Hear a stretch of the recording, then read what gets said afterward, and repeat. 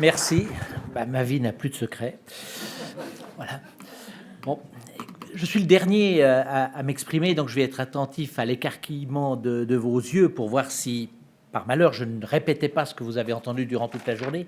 Je n'ai malheureusement pas pu être avec vous cette journée sur un sujet évidemment important, central, puisque nos générations ont été habituées certainement avec une Suisse dans laquelle notre État fédéral impose de plus en plus de règles aux cantons, en oubliant peut-être que nous sommes partis de la règle inverse, avec des cantons qui avaient tous les pouvoirs et qui petit à petit ont délégué des compétences à la Confédération pour être plus efficaces. Alors c'est vrai que dans un monde où le centralisme est quand même la règle, on l'a vu encore dernièrement avec la crise sanitaire, à quel point la rapidité des décisions était contrastée entre nos voisins, la France pour Genève, et nous-mêmes, à quel point parfois l'État central est beaucoup plus rapide et efficace en situation de crise. Donc vous avez, durant toute la journée, pu apprécier, et encore avec l'exposé que je viens d'entendre, les forces et les faiblesses de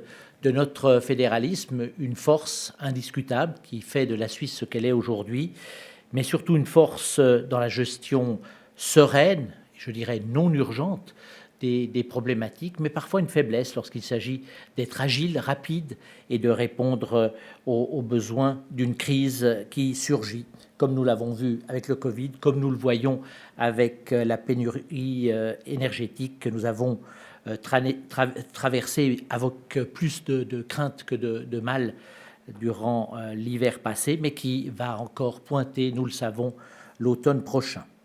La migration, et ce thème, vous l'avez dit, j'y ai été confronté d'abord les 5 premières années, surtout sur l'aspect de l'accueil des migrants, avec l'Hospice Général qui a cette tâche à Genève, avec la crise migratoire de 2016 qui a mis l'ensemble de nos structures à rude épreuve, avec toute la question de l'hébergement dans des abris atomiques de personnes qui venaient dans notre pays. Et donc la nécessité, encore une fois dans l'urgence, de répondre à une problématique à laquelle on aurait pu se préparer. Mais c'est vrai qu'entre-temps, il y avait eu des décisions qui avaient été prises de démanteler aussi et d'arrêter la construction, puisqu'on considérait, comme certains pensent qu'on peut arrêter la délinquance en arrêtant de construire les prisons, certains pensaient qu'on pouvait arrêter la migration en arrêtant de construire des lieux d'accueil. Eh bien, c'était les 5 premières années. Ensuite, avec la sécurité, où est intégré l'Office cantonal de la population et des migrations, c'est un autre aspect de la migration qui a été abordé, celui de la légalité de la résidence, de la légalisation aussi de cette résidence, la complexité parfois du travail qu'il faut faire entre deux lois fédérales, celle sur l'asile et celle sur les étrangers, et l'intégration qui a été ajoutée, ce petit i qui n'est pas anodin par rapport à la loi antérieure. Alors nous avons évidemment tous notre vision particulière de ce que la migration, elle peut être négative dans l'esprit de certains, avec cette pression migratoire. Rien que le terme pression fait peur, et on pense notamment à l'ensemble des migrants économiques qui viennent et qui continueront à venir s'il n'y a pas de politique sur place qui permet d'inverser les mouvements migratoires. Et d'un autre côté, il y a une économie qui appelle de ses voeux une migration avec un vieillissement de la population et donc un besoin de forces nouvelles, de main-d'œuvre dans notre pays. Et ça, c'est un aspect plus positif, je dirais, quand on parle de la migration.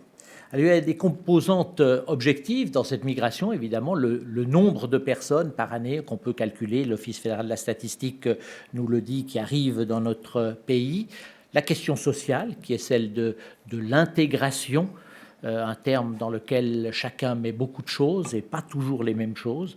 Il y a tout l'aspect du droit humanitaire des personnes qui viennent chez nous, les aspects économiques, bien sûr, de la prise en charge de personnes qui souvent viennent chez nous avec des professions qui ne sont pas directement transposables dans notre économie ou qui doivent être formées, et tous les aspects sociaux avec la pression, bien sûr, sur notre cohésion sociale.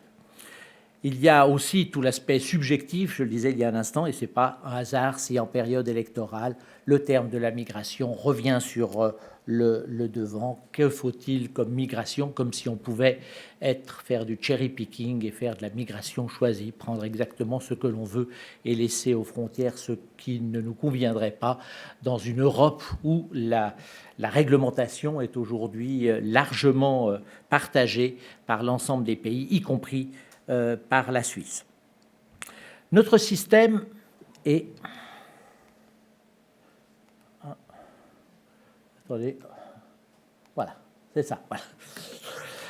Notre système suisse, peut-être pour le comprendre, il est intéressant de revenir un peu sur l'histoire pour connaître comment nous en sommes aujourd'hui. On parle du droit des étrangers et pas des droits des étrangers. C'est bien notre droit à nous pour traiter les étrangers et ce n'est pas pour savoir quels sont les droits des étrangers qui viennent chez nous. Bien sûr qu'ils en ont, mais ce n'est pas dans les lois dont on parle ici. Il faut savoir que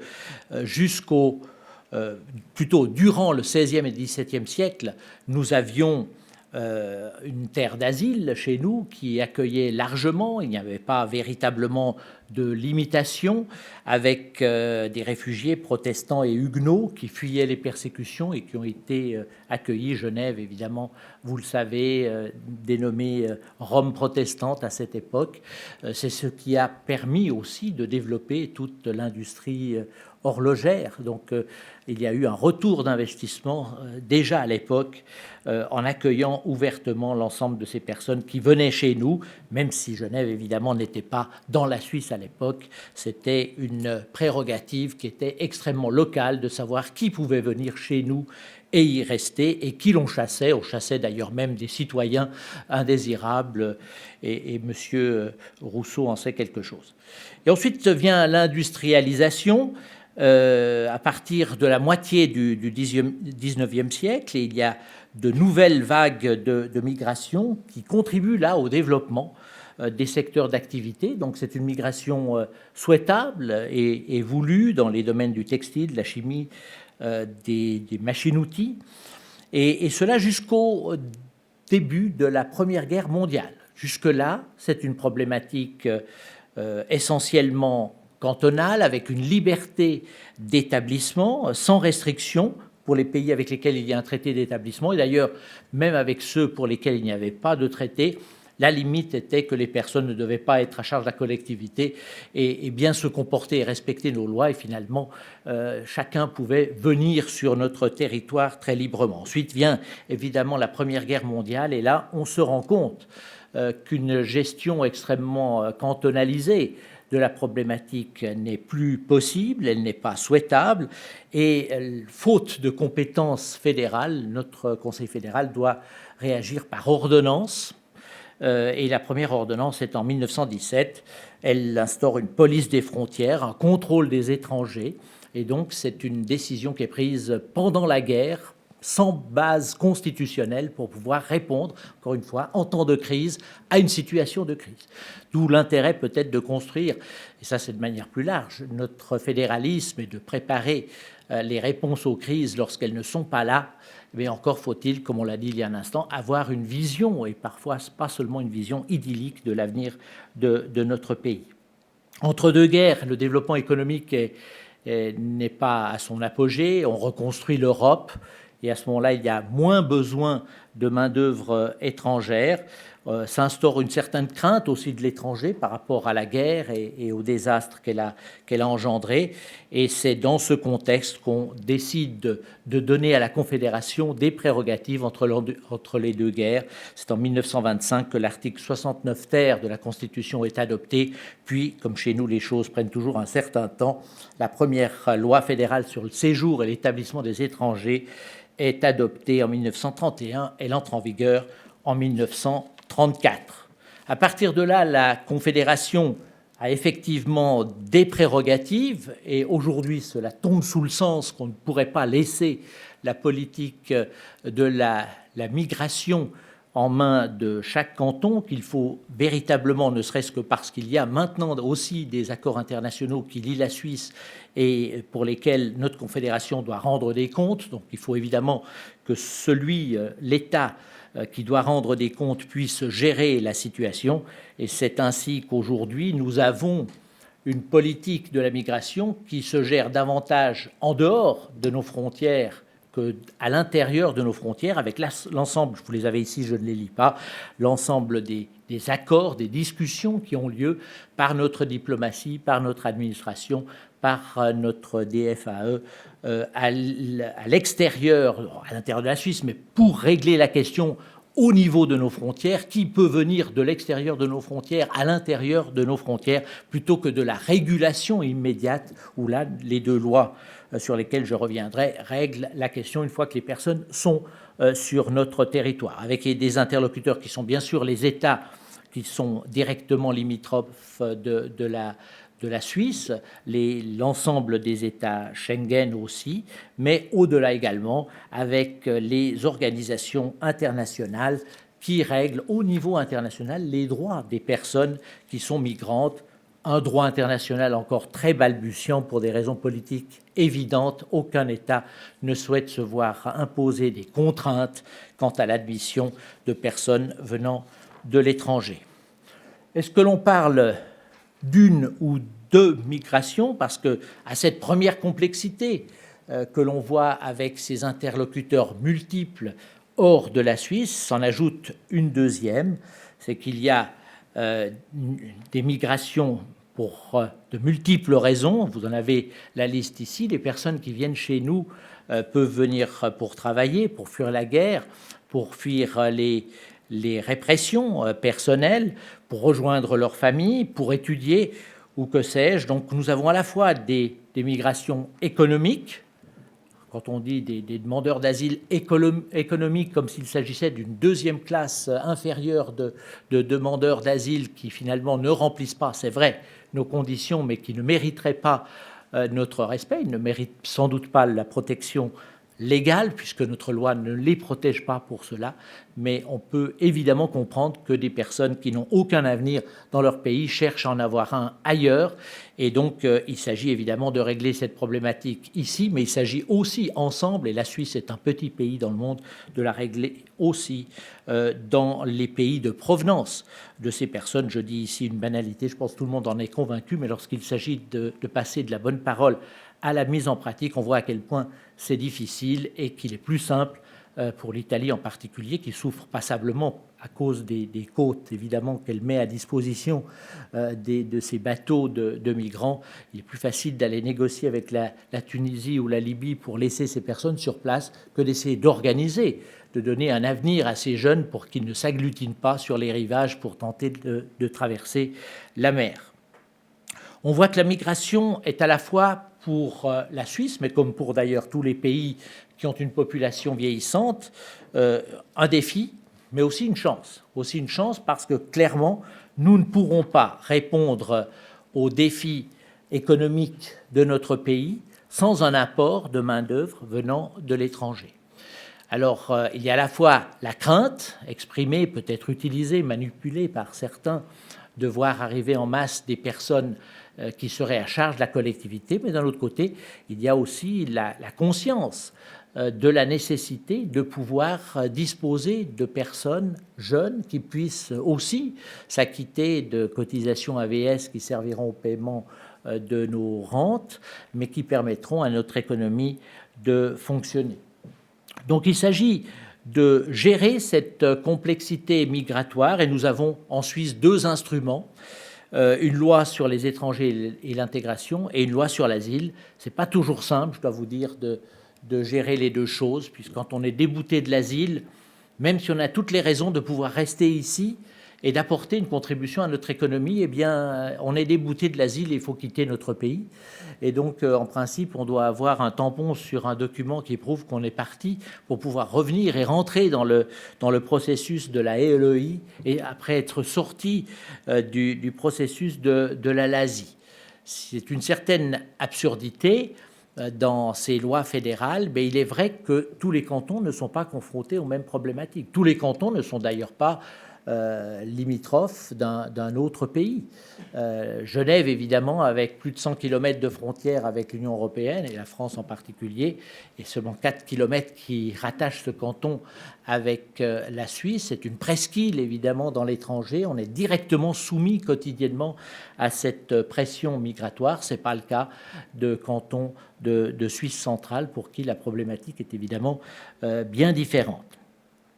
Donc nous avons des lois qui sont des lois fédérales, mais une application qui est une application cantonale, voire communale, lorsque certains cantons délèguent la compétence d'appliquer les lois aux communes, et un rôle de la Confédération qui se limite à s'assurer d'une application harmonieuse de ces lois dans l'ensemble des cantons, avec une faculté, je dirais, assez médiocre de pouvoir adapter cette législation aux nécessités des cas particuliers. Je vous donne un exemple qui, moi, personnellement, m'a heurté. Ce sont ces jeunes Érythréens qui sont ici chez nous, qui, de l'avis de chacun, sont des personnes qui s'intègrent très bien à notre système, qui entrent dans des formations et qui doivent, une fois qu'ils sont déboutés de l'asile, arrêter totalement leur formation et attendre de retourner dans leur pays. Parce qu'on considère que continuer à se former, voire à travailler, pire encore,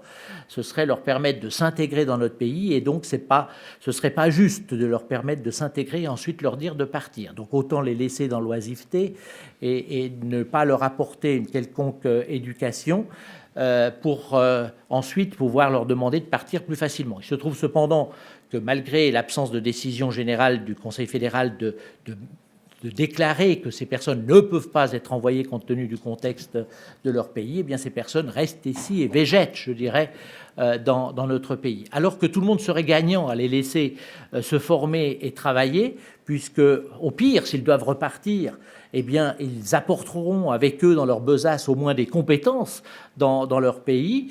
Et au mieux, s'ils restent chez nous, eh bien, on n'aura pas à tout recommencer. Ils auront déjà fait le travail d'intégration.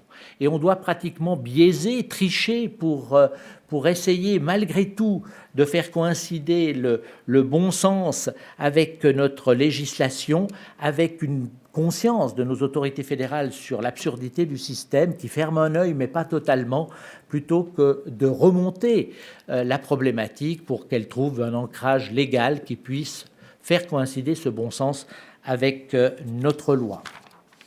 Nous avons aussi, dans notre pays, évidemment, des réalités très différentes. Je n'entre pas dans les détails. On parle ici du revenu net par habitant. Tout le monde est bien conscient que les habitants de notre pays n'ont pas les mêmes salaires d'un canton à l'autre, et donc les contextes socio-économiques qui sont confrontés à la migration ne sont évidemment pas les mêmes d'un canton à l'autre. Alors, avoir des lois fédérales qui uniformisent le système, alors que la réponse aux problématiques individuelles sont différentes en fonction des contextes cantonaux, est une problématique à laquelle nous sommes évidemment confrontés. Lorsqu'on nous dit le taux de demandeurs d'asile qui travaillent à Genève est extrêmement bas, que font les Genevois ? On oublie évidemment que nous avons une agriculture très faible et que l'essentiel de ces personnes travaillent dans le domaine de l'agriculture, de l'élevage dans d'autres cantons, ce que nous ne pouvons pas offrir. Donc là aussi, il y a une absence d'adaptation de notre législation par rapport aux besoins cantonaux. Mais surtout, ce qui est intéressant de voir, c'est que les réalités cantonales sont différentes en termes d'acceptabilité, je dirais, de ces personnes étrangères qui viennent chez nous. Je prendrai le cas de Genève. Évidemment, Genève est un cas particulier pour les raisons que j'ai dit. On nous dit le pourcentage de personnes étrangères domiciliées à Genève est stable. Ce qu'on ne nous dit pas, c'est que l'augmentation importante annuelle de nouvelles personnes étrangères qui viennent s'installer sur le canton était jusqu'ici compensée par le nombre important de naturalisations que nous faisions. Donc des étrangers d'hier devenaient des Suisses d'aujourd'hui, et un pour un permettait de maintenir et de stabiliser ce nombre. Je ne fais aucune appréciation subjective. Je dis qu'aujourd'hui, avec l'exigence de permis C pour pouvoir demander et obtenir la naturalisation, on va voir certainement ce processus s'inverser, et on va voir un nombre d'étrangers à Genève qui va augmenter. Pourquoi cette exigence de permis C est exorbitante à Genève? Parce que nous avions passablement de personnes des organisations internationales. Ce sont 33 000 personnes qui travaillent dans des organisations internationales ou dans des missions permanentes. Ces personnes, lorsqu'elles arrivaient à la retraite, très souvent souhaitaient rester là où elles avaient vécu la partie la plus importante de leur vie. Et avec leur carte de légitimation et le nombre d'années de résidence, elles pouvaient demander, puisqu'elles étaient parfaitement intégrées à notre pays, elles pouvaient demander la nationalité suisse, ce qui n'est plus possible aujourd'hui parce qu'elles doivent repasser par le processus pour obtenir ensuite un permis C et pour pouvoir demander la nationalité suisse. On a tout simplement oublié cette spécificité genevoise au moment de la réforme de la législation fédérale. C'est un canton qui connaît passablement de frontaliers. Inutile évidemment d'insister sur le sujet. On a parlé, je crois, 108 000 tout dernièrement. Donc on voit à quel point Genève a besoin de main-d'œuvre étrangère, mais à quel point cela a une pression sur la cohésion sociale du canton d'avoir autant de personnes qui viennent. Je ne parle pas des clandestins, puisqu'à la lumière de la crise Covid, on a dit « Regardez à Genève tous ces pauvres clandestins qui vivent dans le canton ». C'est vrai pour la fin de la phrase. Mais si l'on veut dire qu'ailleurs ils n'existent pas, c'est faux. Simplement, chez nous, on les montre. Chez nous, ils osent sortir. Dans d'autres cantons, ils ne le font pas. Dans le canton de Zurich, je suis certain qu'il y a autant de clandestins proportionnellement qu'à Genève, mais ils vous diront qu'il n'y en a pas. Chez eux, évidemment, ils respectent la législation à la lettre et personne d'illégal ne réside sur ce beau canton. Mon œil, j'allais dire. Bien, en ce qui concerne la gestion de la complexité dans les environnements de crise. Bon, les crises se succèdent, inutile, il y en a 3 indiquées là, mais elles se sont succédées, elles se succéderont encore, et on voit bien que la migration aujourd'hui est une problématique qui ne se gère véritablement qu'en situation de crise. Et ça, c'est regrettable. En particulier, la répartition des personnes issues de l'asile qui sont répartis entre les cantons n'a toujours pas été réglée. Vous savez que cette répartition se fait au pourcentage de la population. Vous avez, pour prendre cet exemple, 2 cantons qui ont environ 500 000 habitants, c'est Genève et Saint-Gall. Les 2 reçoivent 6% des personnes qui entrent dans le processus de l'asile. Or, Genève, c'est 282 km² et Saint-Gall, c'est 2031 km². Donc, vous voyez que la densité par kilomètre carré est évidemment différente. Donc, je ne suis pas en train de vous dire que Saint-Gall devrait prendre les demandeurs d'asile genevois. Genève ferait sa part financièrement, bien sûr, mais on se rend bien compte qu'on demande à des cantons des efforts qu'ils ne peuvent pas faire, tout simplement en raison de leur territoire, ce qui augmente encore les tensions. Malheureusement, tout ce qui a été tenté pour changer le système n'a pas réussi. C'est un des problèmes de notre fédéralisme, c'est que lorsqu'il y a des situations injustes dans lesquelles il y a plus de gagnants que de perdants, eh bien, c'est l'inertie qui résulte systématiquement de toute tentative de vote sur le sujet. Et là, effectivement, la Confédération devrait pouvoir reprendre la main et siffler la fin de la récréation, si vous me passez l'expression, et dire on va prendre en considération un autre critère aussi, qui est celui du territoire, quitte à répartir ensuite financièrement les besoins dans ce domaine. À Genève, on l'a vu en Ukraine, pour les demandeurs d'asile ukrainiens, 57% des besoins sont assouvis par le secteur privé, parce que tout simplement, le secteur public ne peut pas les prendre en charge. Ce sont soit des personnes qui ont des moyens, qui préfèrent sans doute aller à Genève que dans certains cantons alpestres, et qui ont les moyens de s'offrir un logement. Donc, toute personne s'en plaint, c'est très bien. Mais pour le reste, il y a des familles qui se sont engagées. Nous n'avons pas les moyens, dans le canton de Genève, de recevoir le nombre de migrants qui ont été attribués avec ce statut S par la Confédération. C'est donc un équilibre subtil que nous devons essayer de maintenir avec 2 lois fédérales qui est, j'allais dire, une disposition de la Constitution fédérale, l'article 121A, qui a été accepté en votation populaire sur les quotas en 2014, qui est une disposition qui n'est pas appliquée. On comprend pourquoi elle ne l'est pas appliquée, compte tenu de ce qu'elle impliquait de problématiques avec l'Union européenne. Donc aujourd'hui, les quotas de migration ne sont pas fixés, mais on se rend bien compte qu'il y a eu quand même une majorité de la population suisse qui a accepté cette disposition. Donc la migration est clairement un problème pour lequel la Confédération a sans doute une vision beaucoup plus large que chaque vision cantonale, mais un problème pour lequel la Confédération se décharge largement sur les cantons pour gérer au quotidien les problématiques qui en découlent.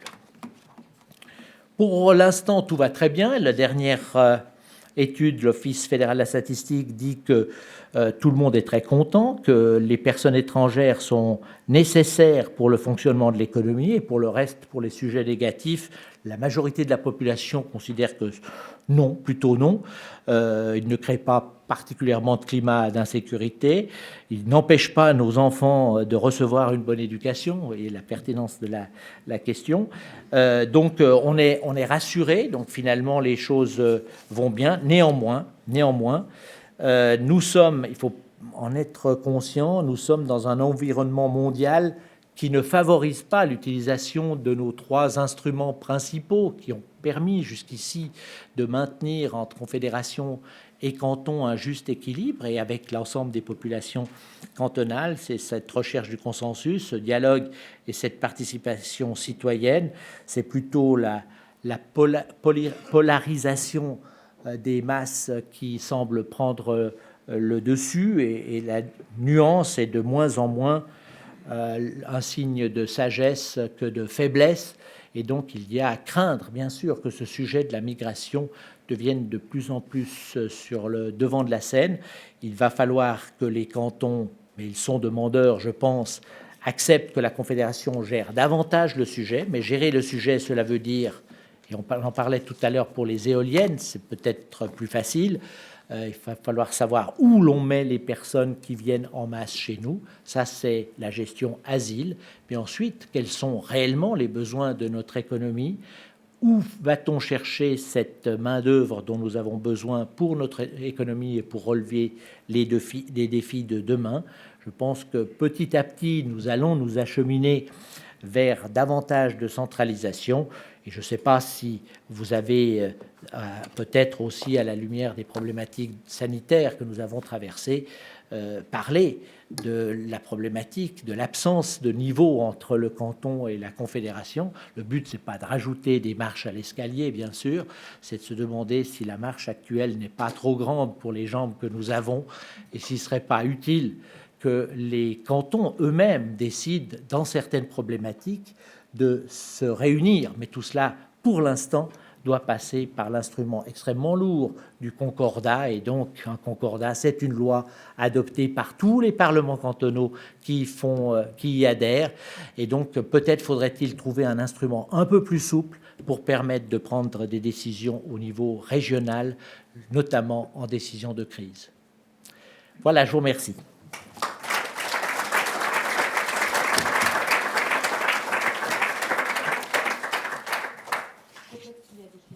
Oui, bouge pas. Place aux questions. Est-il des questions pour Monsieur Poggia? J'ai un peu rattrapé là. Qui ose? Oui, allez-y, monsieur.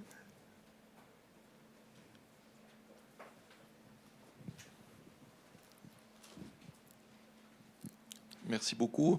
Merci pour votre intervention. J'aurais une question en lien avec la migration et par rapport à ce qu'on a évoqué tout à l'heure, la vision que l'on peut avoir à plus long terme.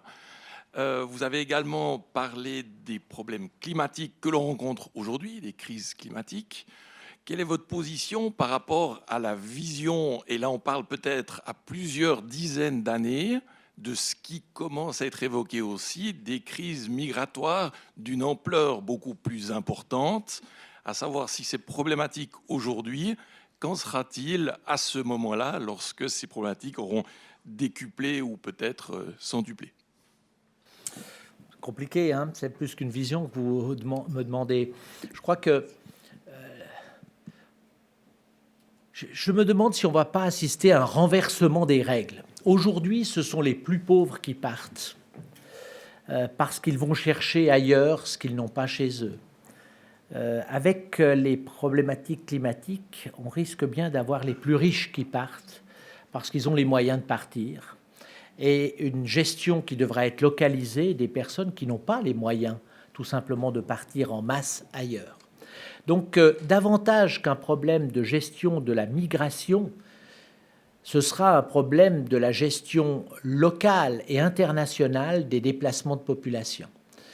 Et ça, la Suisse, évidemment, devra jouer son rôle, comme tout le monde, mais elle ne pourra pas le jouer seule.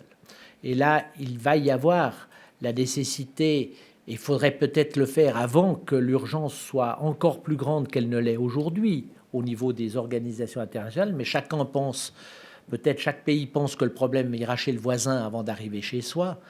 Et c'est malheureusement ce qui fait la tristesse des situations auxquelles on est confronté d'urgence le moment venu. Mais je pense qu'au niveau des conventions internationales, il faut mettre en place des processus de détermination des situations de crise, une autorité habilitée au niveau international à décréter le déplacement d'une population pour permettre sa survie, et l'obligation, le cas échéant, pour les pays voisins, avec les aides financières, bien sûr, que la collectivité internationale devra assumer, de recevoir ces populations. Voilà, en l'état, c'est la seule chose que je peux vous dire.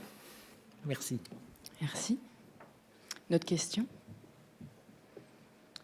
Moi, je vais en tenter une. Vous avez souligné le fait que justement l'immigration permet d'accroître un peu les richesses. Historiquement, Genève s'est fait en accueillant les Huguenots et ça a permis de développer l'industrie horlogère. Et ce qu'on sait aussi scientifiquement aujourd'hui, c'est que l'immigration favorise l'innovation parce qu'il y a une complémentarité des compétences qui permet justement de favoriser l'innovation. Comment cela est relayé au niveau politique? C'est ce côté justement positif de l'immigration, à la fois et surtout en termes de richesse et d'innovation, on ne l'entend pas. Et pourquoi?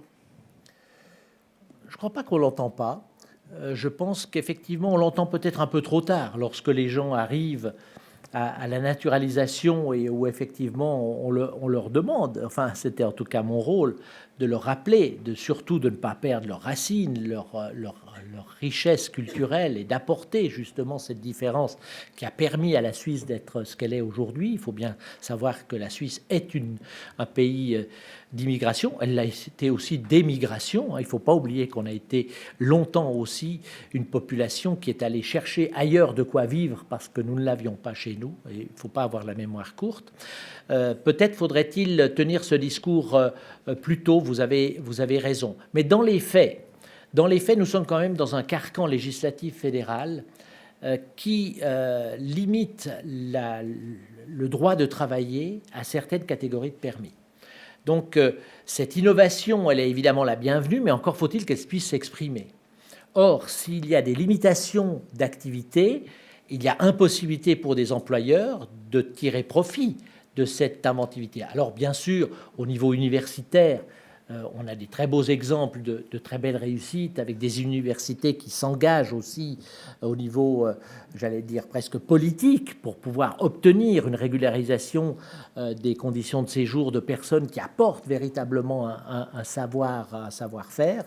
Mais sinon, évidemment, s'il s'agit d'un savoir-faire d'un niveau plus manuel, technique, à ce moment-là, il faut que ces personnes puissent s'exprimer dans le cadre d'une activité professionnelle. Et je pense que c'est dans la possibilité de travailler qu'il y a des efforts à faire au niveau de notre législation, avec cet épouvantail qui est systématiquement agité du côté de la Confédération. Attention, l'appel d'air.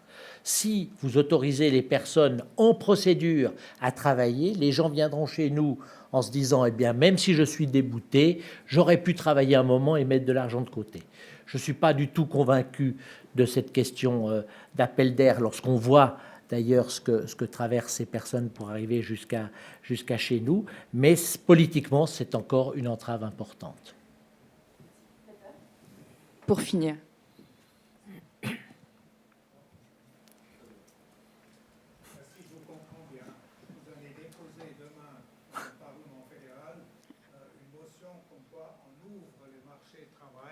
aux migrants, tel que M. Bonoli l'a proposé cet après-midi. Est-ce que je vous ai mal compris ou, Bon, d'abord, il faut que je sois élu. Donc, aux Genevoises et aux Genevois présents... Ensuite, je n'ai pas entendu la proposition qui a été faite cet après-midi, mais je pense que le sujet doit être mis sur la table. Je pense qu'aujourd'hui, cette interdiction absolue, et en plus, cette interdiction de continuer à travailler ou à se former dès que le couperet du refus de l'asile tombe, est une absurdité. Je pense que s'il faut choisir entre deux risques, entre le risque que la personne s'intègre trop et le risque que cette personne fasse du deal de drogue dans la rue, je préfère encore prendre le premier risque. Merci, merci beaucoup. Je vais du coup clôturer cette journée en remerciant vivement